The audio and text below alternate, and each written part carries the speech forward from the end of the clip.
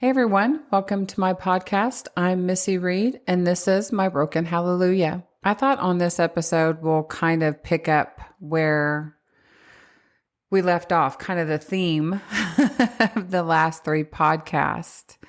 And if you were able to catch any of those, it was basically kind of the shortest version is the Lord is really calling me in to deal with some lingering memories from the night that I was used in a satanic ritual. He's also called me to go in deeper with him and his word, meditate on it, just to set in praise and worship, pray in tongues. And then the last couple of days, I guess 3 days, he had me fast. And that was a lot harder than I thought it was going to be with zero food. And I also had to give up coffee for those days. That was really hard. I think I whined more about the coffee than I did the food, but that's okay. I did it, and I joke about it, but it was really hard. And during that time, the Lord, told me that things are going to get hard. The things that he needs me to deal with walking through the refiner's fire is going to be hard. And then honestly, yesterday when he confronted me on some things that I needed to do, it proved to be very hard, and I should have known. And I'm still working through it. I'm still trying to release, and I'm trying to forgive. And it's not necessarily forgiveness of the people that abused me. It's people that actually were close to me and have done things or said things or acted in certain ways that has made me put up a wall between them and I keep them at arm's length. And it's because I had unforgiveness, and I'm still working my way through that forgiveness. It's a decision first for me in this situation, and then it's praying it out. And the Lord really started showing me that I wear kind of this wall as a defense mechanism because of my abuse. I became very self-sufficient and self-comforting. At that time in my life, nobody really seen me and nobody was going to come and save me. And I figured that out at 8 years old. So all the things that happened to me, I learned how to deal with myself and put them in a place where I could live life. And that was basically burying them. And I'm not just saying that if had people known, of course they would have come and saved me. But at that age, when you don't have anyone really watching you or looking at you simply because of life, or they just don't want to, or whatever, you take that as a form of rejection and abandonment. And on some level, it was. There were things that were said and done that absolutely were rejection and abandonment.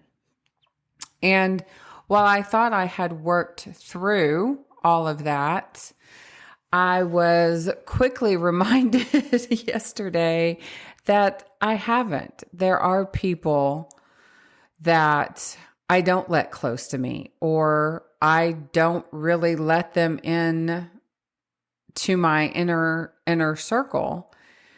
And some don't want to be, and that's okay. It's just hard to always have a one-sided conversation. And so I started getting really angry about that anytime I tried to talk about anything else, that especially anything that the Lord was doing in my life, the subject always got changed. Somehow, some way, it became a very one-sided conversation. Again, it went a lot deeper than that. And so when the Lord said, I need you to let all of this go, I didn't know how. I'm still figuring out how, because it is so deeply buried in me that it's hard to just let it go. Like, it's not something that they cut me off in traffic or something. Some of these people go back years, and some of them don't. But the hurt was still just as deep. So it's been a little rough.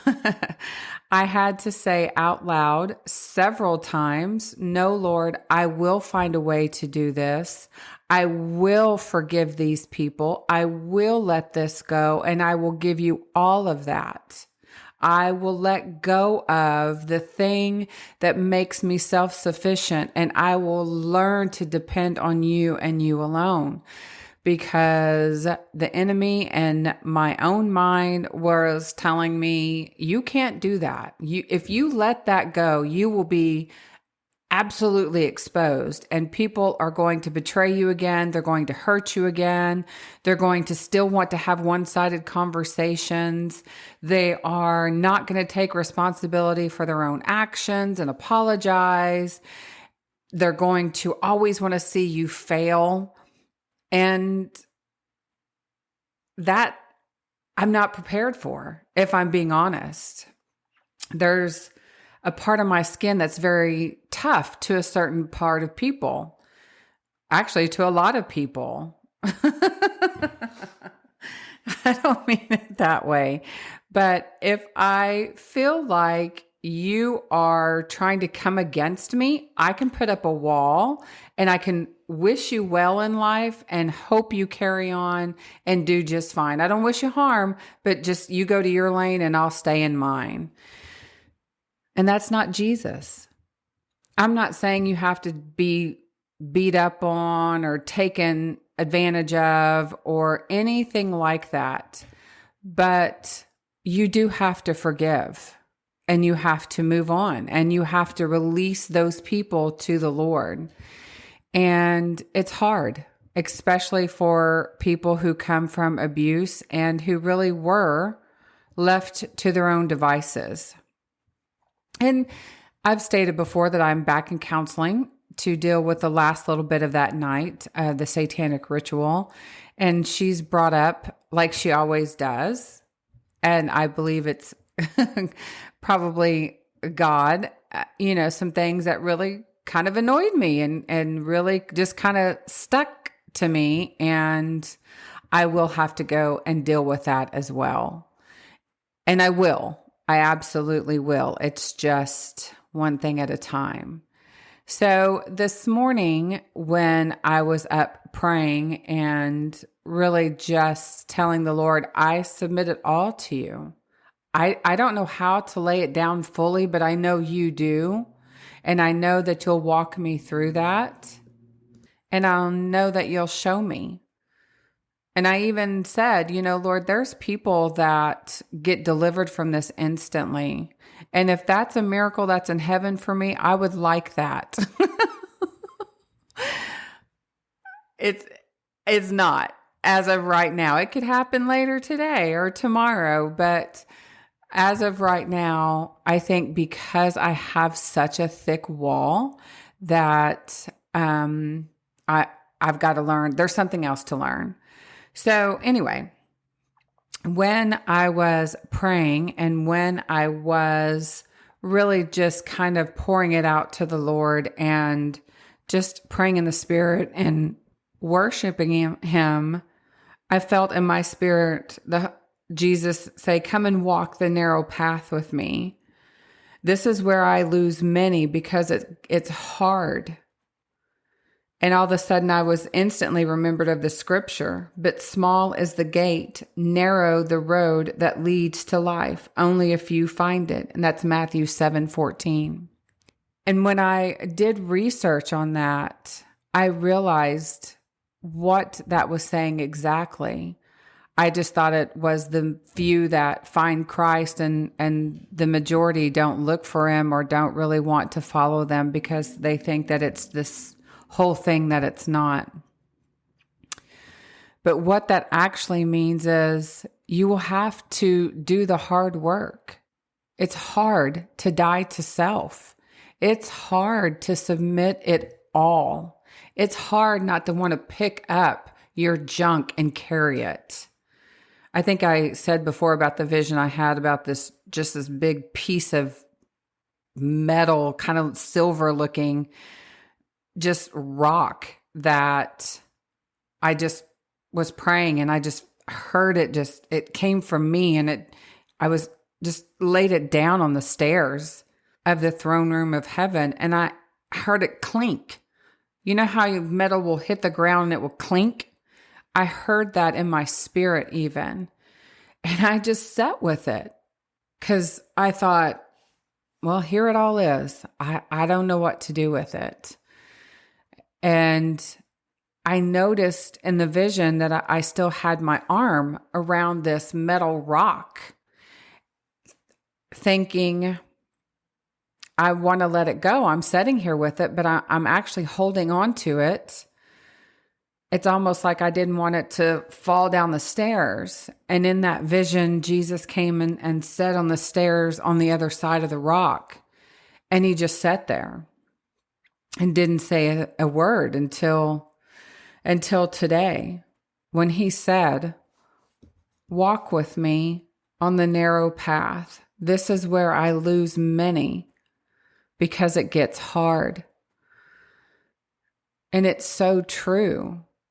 There's so many things you just have to do, and you have to accept, and you have to grow your faith, and you have to deal with. I mean, it could be anything. It could be like what I'm having to deal with.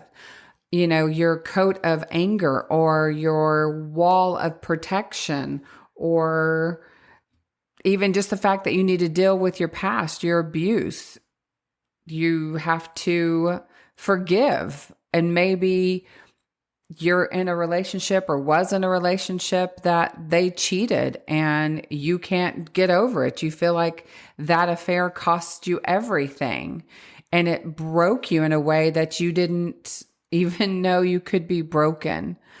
Or maybe it's dying to self. Maybe it's giving up your wine and you think, I don't know how to do that.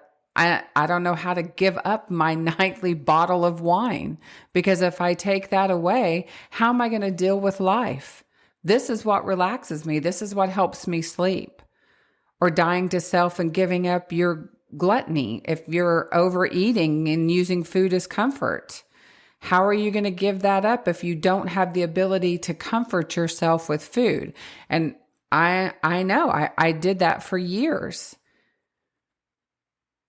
I'm not a drinker, but I was an overeater and food was my comfort. And when the Lord calls you to go deeper with him and to die to self and to really grow your faith and learn to depend on him and to trust him to be your comforter, that sometimes it's just going to feel bad and there's not going to be any food that can take that away.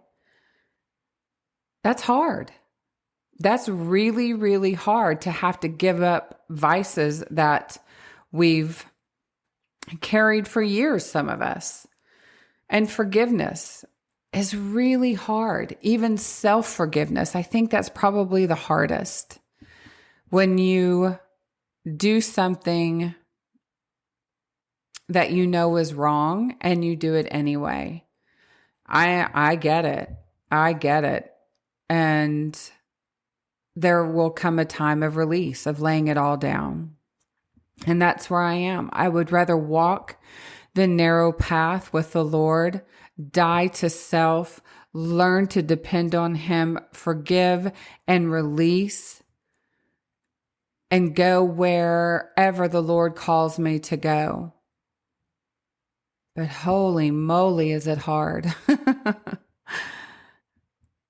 I couldn't even cry yesterday. It's so weird because I will cry at a commercial or a video on Instagram of a soldier surprising their child coming home, but on my own hurt, because I was so conditioned not to cry during the abuse. I was so told not to cry, or I even became defiant and wouldn't even want them to see me cry, to see that they hurt me, that when I need to cry for my own emotional health, I guess, I can't.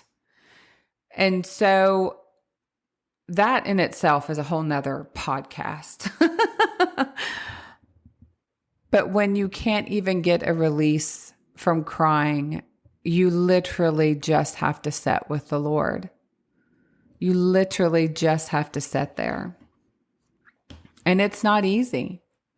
It's not easy to walk the narrow path, the narrow road.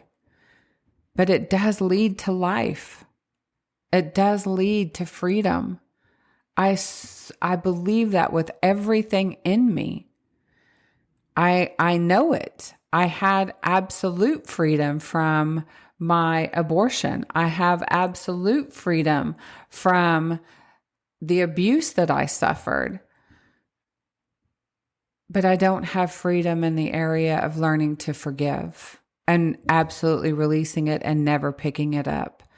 And I don't mean just saying, I forgive you. I mean saying, I forgive you, and it's complete. I don't have that. Mine is, I forgive you, but I'll never trust you again. Not completely, not fully. And that's not how we're supposed to live life. That's not how we're supposed to do things.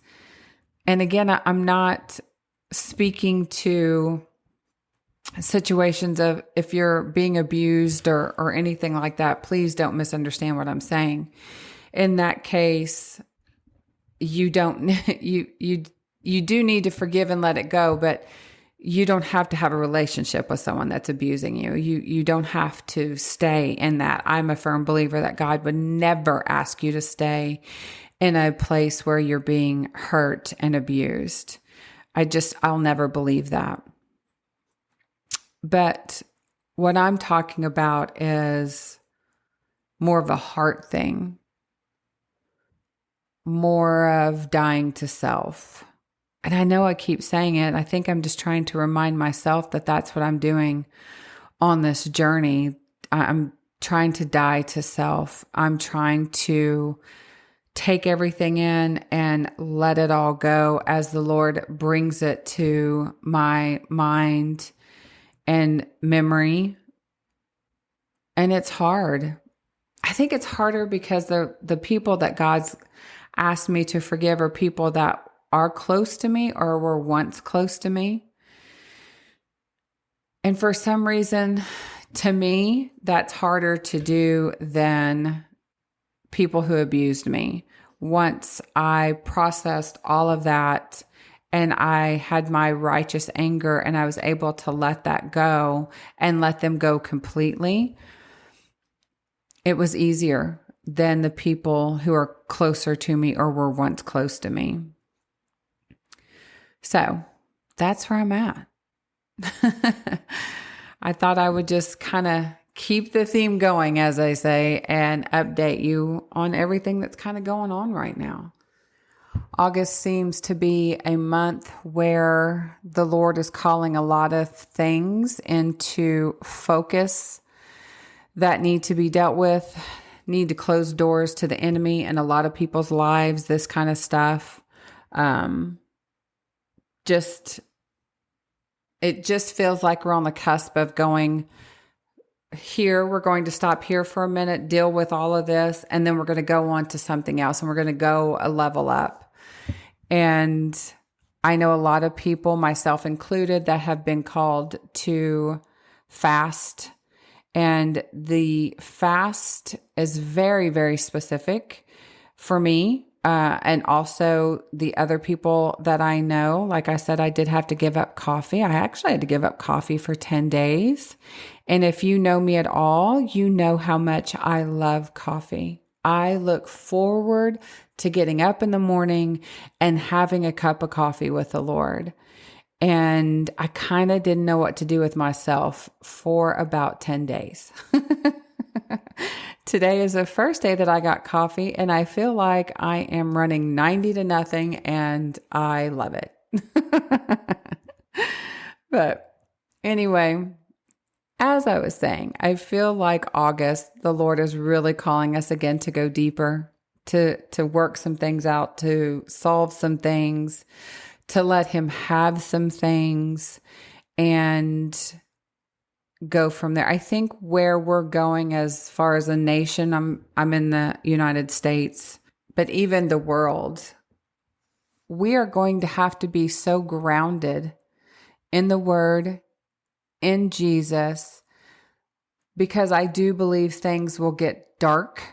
The Word says it will. I do believe we are on the cusp of the great harvest. And I know for me, I want to be who the Lord needs me to be to help to win people to Him. My heart is that nobody perishes and goes to hell. I understand what hell is. I've seen it. Well, I mean, not personally, but I've seen a fraction of what it could be just in one night of my life at 8 years old, when I seen demons manifest through some of the most evil people. And it felt like Satan himself had entered that room. I don't want anyone to ever experience that. And that wasn't even hell. Hell is a million times worse.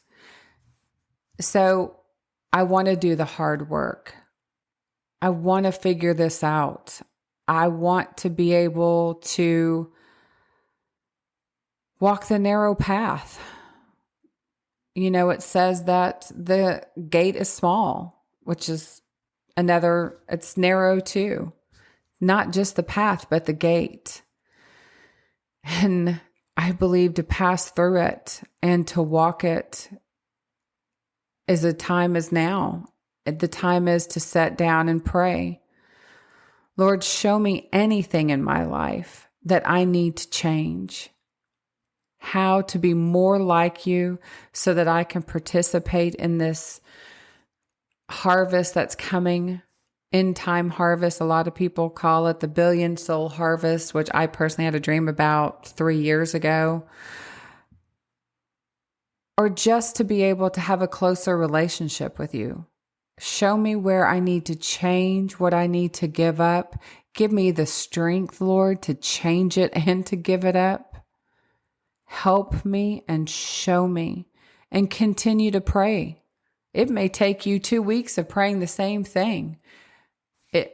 And He'll continue to show. I think Jesse Green just released something about praying a certain way for 30 days.